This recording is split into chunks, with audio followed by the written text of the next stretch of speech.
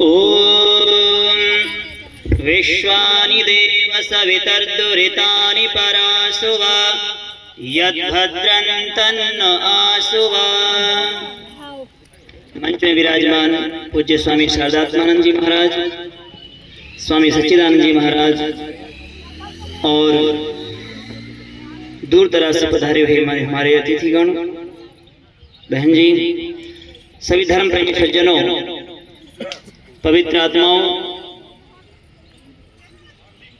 आप देख रहे हैं लगातार सभी सनातनी आपको जागरूक करने के लिए 24 घंटे लगे हुए हैं कि हमारी संस्कृति को पहचाने, अपने कर्म को पहचाने, अपने कर्तव्य को पहचाने।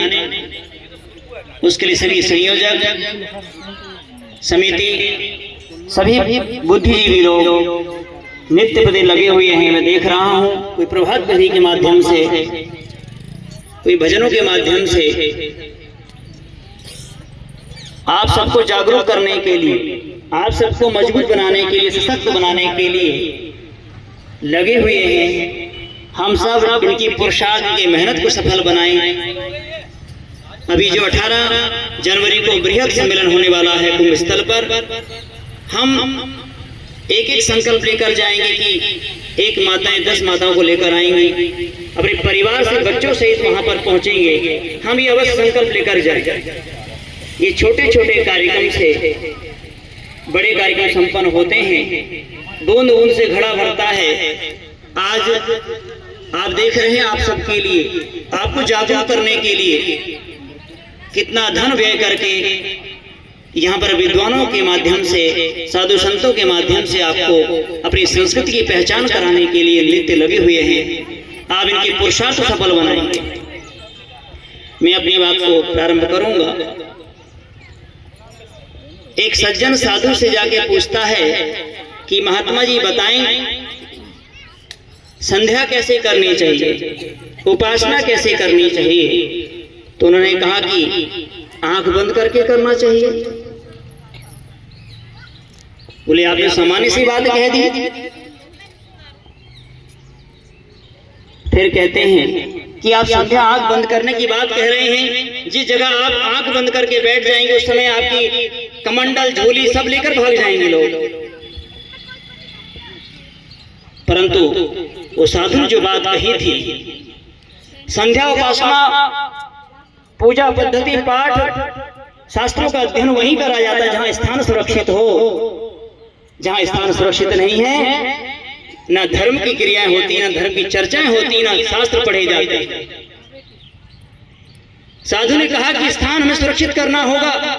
आज ये आवश्यकता हमारे देश की है, हर परिवार गली की है। आज हमारा स्थान सुरक्षित नहीं। जब हमारा स्थान सुरक्षित नहीं होगा, तुम्हारे रहने वाले बच्चे, परिवार, गांव सुरक्षित नहीं रहेंगे।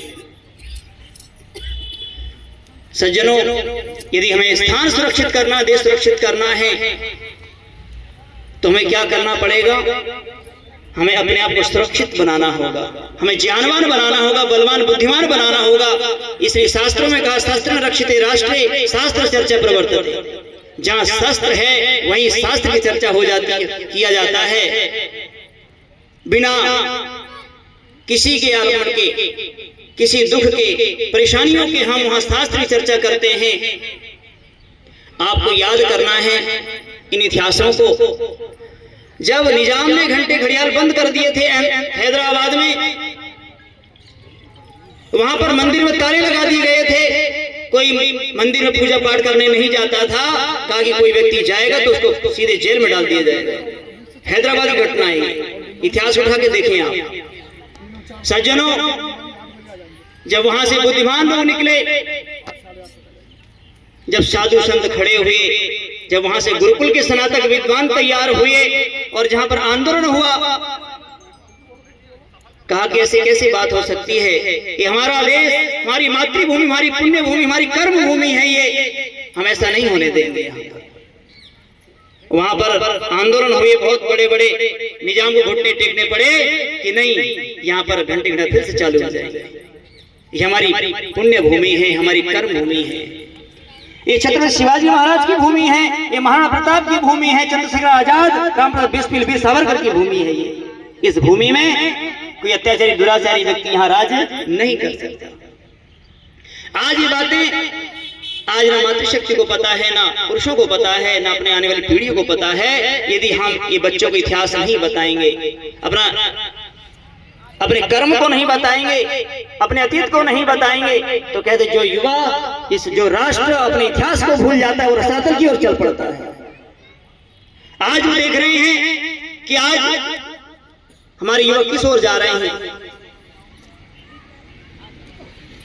रण भक्ति दान तीनों काम जवान के होते हैं। आज हमारे युवा नशा की ओर बढ़ रहे हैं। आज हमारे युवा टीवी टेलीविजन की इंस्टाग्राम की ओर बढ़ रहे हैं और अपने जीवन को नष्ट भ्रष्ट कर रहे हैं।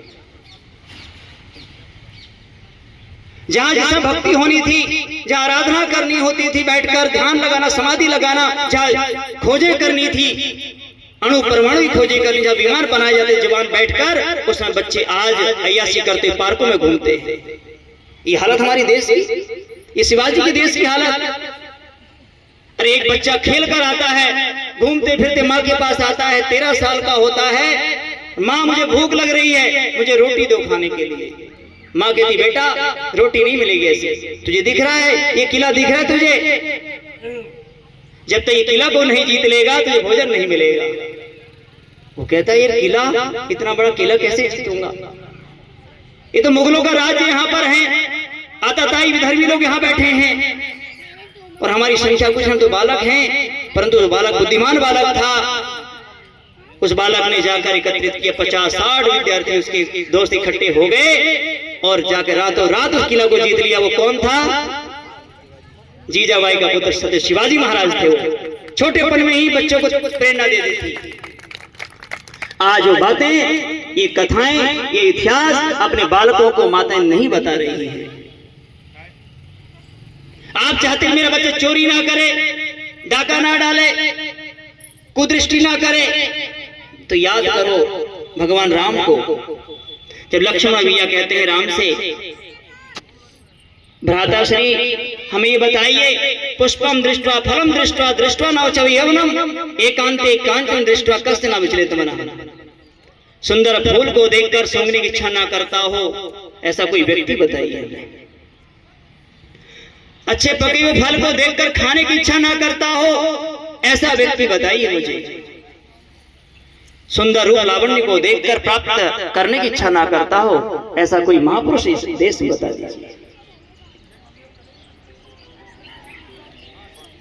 भगवान राम कहते हैं लक्ष्मण, ऐसे व्यक्ति वो हो सकते हैं। कौन हो सकते हैं? हर व्यक्ति संस्कृत जानता था। उस समय संस्कृत वार्तालाप होती थी, श्रुति परंपरा थी, हमारी वेद को श्रुति कहा है। वो कहते हैं लक्ष्मण, यस्य माता पतिव्रता पिता च धार्मिकः एकांते कांचन दृष्ट्वा तस्य न विचलित मनः। किसका मन विचलित नहीं होता? जो माता पतिव्रता नारी हो और पिता च धार्मिकः, और पिता धार्मिक हो, उनकी जो संतानें होंगी उनमें सारे गुण मिलेंगे। आज आप देख रहे हैं, आज हमारी बहन बेटियां सुरक्षित नहीं हैं। आज माता जी परिवार से बेटी निकलती है, माता शाम तक इंतजार करती, मेरी बेटी सुरक्षित आएगी नहीं आएगी। इस देश में जो दुश्मन की बेटी भी, शिवाजी महाराज कहते यथावत सम्मानपूर्वक बेटी को छोड़ के आओ। ये हमारी चरित्र इतना ऊंचा था हमारा माताओं। और यहां तक नहीं, जब माता सीता को रावण ले जाता है, वहां सुग्रीव के वन में, वहां पर्वत पर वो गहने मिलते हैं। वो पूछते हैं लक्ष्मण से कि लक्ष्मण बताओ, ये गहना क्या माता सीता के हैं, क्या आपकी भाभी जी के हैं? जो भाभी हुआ करती हैं वो माता के समान दर्जा दिया जाता है हमारी संस्कृति में। आज वो क्या फुगड़पन होता चला जा रहा है। ये होली आएगी क्या हाल होगी देखो। हमारी संस्कृति को नाश करने के लिए एक एक विधर्मी लगे हुए हैं। वैचारिक रूप से हमारे शास्त्रों में, हमारे उपनिषदों में, हमारे पुराणों में सब मिलावट करते चले जा रहे हैं। आज माताएं बहनें वो खोल कर नहीं पढ़ सकती, इतना बेहुदा लिख रखा है लोगों ने, इतनी मिलावट करती है। तो क्या कहते हैं लक्ष्मण? कहते हैं भैया नाहम जानामि केयूरे नाहम जानामि कुंडले अहम तो जानामि नूपुरे नित्यम पादाई वंदना। भैया माता सीता के मैं न कानी कुंडल को जानता हूँ न गले के हार को जानता हूँ, मैं माँ भगवती सीता के पैरों के विषय को जानता हूँ, क्योंकि नित्य प्रतिदिन अभिवादन करता था। मैं कभी ऊपर सिर उठाकर मुंह तरफ देखा ही नहीं। ये हमारी संस्कृति, चरित्र ऊंचा था हमारा। माताओं बहनों, आज ये बच्चों को ये बातें नहीं बताई जा रही है, सिलेबस में नहीं पढ़ाया जा रहा है बच्चों को नैतिक शिक्षा के बारे में, जिससे हमारा देश महान था, जिससे हमारा चरित्र ऊंचा था, इससे देश हमारा विश्व गुरु कहलाता था। और महर्षि मनु जी यहाँ तक लिखते हैं, एतद् देश प्रसूतस्य सकाशादग्र जन्मनः स्वं स्वं चरित्रं शिक्षणं पृथिव्यां सर्वमानवः। ये भूमंडल से पूरे संसार से लोग यहाँ पर चरित्र की शिक्षा ग्रहण करने आते थे। आप विचार करो कि हालत हमारी क्या हो रही है। आज हमारे देश, भारत देश के बच्चे, आर्यवर्त देश के बच्चे आज अमेरिका, नासा, जर्मन, अफगानिस्तान अनेकों स्थान में जा रहे हैं। बड़े दुर्भाग्य का विषय है। सिकंदर कहता है जाओ सेल्यूकस, जाओ वहां से एक साधु विद्वान को लेकर आओ, गुरुकुल के स्नातक को लेकर आओ जो मुझे मार्गदर्शन करेगा, मुझे आत्मा परमात्मा बारे में बताएगा, ऐसा व्यक्ति लेकर आओ। जब वो सेल्यूकस जाता है, कहता है आपको विश्व विजेता सिकंदर ने बुलाया है। वो कहता है, साधु कहता है ये सिकंदर अपनी जगह विश्व विजेता होगा। ये साधु, ये संत विद्वान एक कटे हुए सिर को स्वीकार कर सकता, मैं किसी गुलामी स्वीकार नहीं कर सकता। ये हमारी संस्कृति थी। आज विचार करें, थोड़े से लोभ लालच के लिए आज व्यक्ति डामाडोल हो जाता है। आज पत्नी को बेचने के लिए खड़ा हो जाता है व्यक्ति, थोड़े से लालच के लिए बेटियों को बेच देता है। आपको बता दूं, मैं जब हरियाणा में गुरुकुल कॉलेज में पढ़ रहा था, यहाँ से पढ़ने गया, यहाँ से ट्रेन भरी जाती है, तो वहां पर रामपाल दास नाम का व्यक्ति वहां पर कार्य करता है और वहां पर आश्रम चलाता है। एक बेटी रो रही थी ट्रेन में, पूछा कि बेटी क्यों रो रही है तू? कहा कि मेरे पिताजी ने मेरी बहन को, बड़ी बहन को वहां पर छोड़ के आ गए, मेरी बहन को छोड़ के आ गए हैं।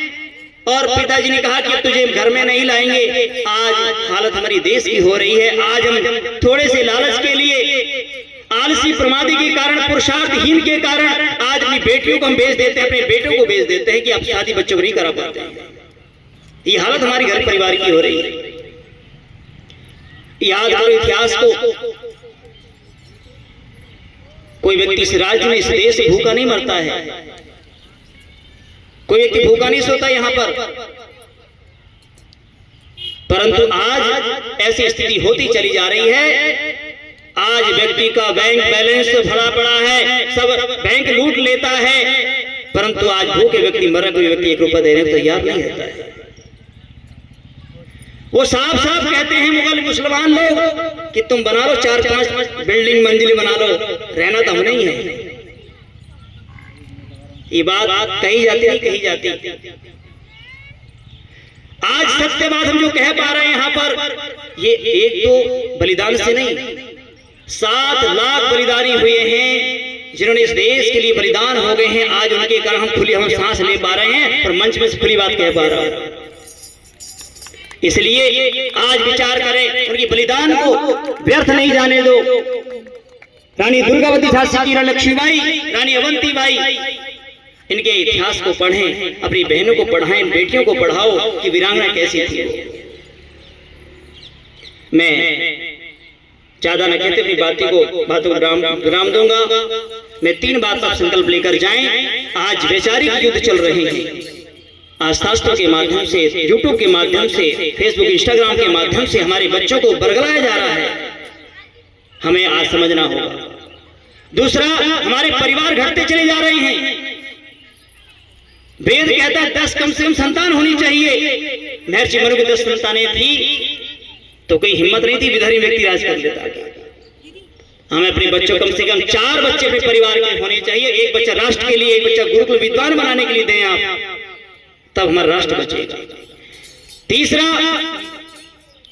आज जो हम व्यापारी जो हो रहा है, आज आज व्यापारी परेशान है। आज हमारे लोग कहाँ से भोजन, कहाँ से सामान, खाद्य सामग्री लेते हैं, कहाँ गाड़ी चेक करवाते हैं, कहाँ से फल लेते हैं। ऐसे व्यक्ति बहिष्कार कर दो। गोल टोपी कहीं दिखे, वहां ना फल लेना, सब्जी लेना, ना सामान लेना है। वहां अपने जो अपने हिंदू भाई को सनातनी अपना काम कर रहा हो, वहां सामान लेकर आए आप, तब हमारा राष्ट्र बचेगा। आप जो सामान उनसे ले रहे हैं, वो सामान, वो पैसा इकट्ठे करके बंदूकें खरीद रहे हैं, तलवारें खरीद रहे हैं हमें मारने के लिए। आप अपने व्यक्ति को नहीं बढ़ा रहे, दुश्मन को बढ़ा रहे हैं। इन पर विचार करें। मैं अपनी वाणी को विराम देता हूं। एक बात कहूंगा, पत्थर के संग रहना है तो पत्थर बनना पड़ेगा, धर्म को बचाना है तो कट्टर बनना पड़ेगा, वरना चिट्ठी बांटी जाएगी, करो कबूल इस्लाम नहीं तो गर्दन काटी जाएगी। इसलिए आपसे निवेदन करता हूं, दोबारा इसी हालत से देश की ना हो जाए।